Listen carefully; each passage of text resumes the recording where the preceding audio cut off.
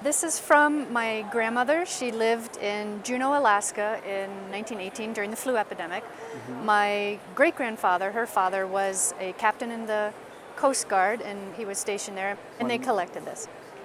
This is a very nice tunic made by the Tlingit tribe, a Northwest Coast tribe. Okay.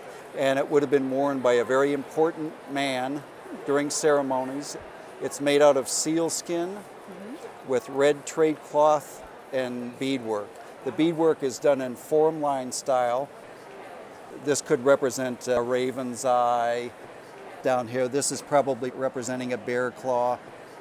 It takes a while to decipher the designs on these because they're quite abstract.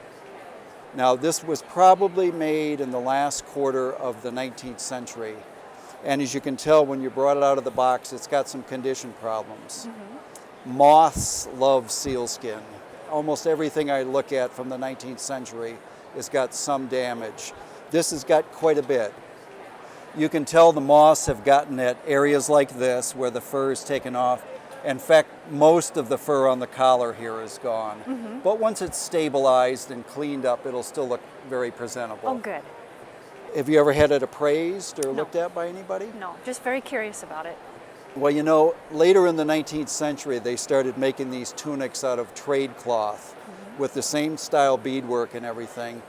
Those can bring about $4,000 to $6,000 at auction, but one with the original sealskin is quite rare. And I think even in this condition, it needs to be cleaned up and stabilized and restored. But it's still probably worth about $8,000 to $10,000 in today's market. They're quite rare to find one in this condition. Wow.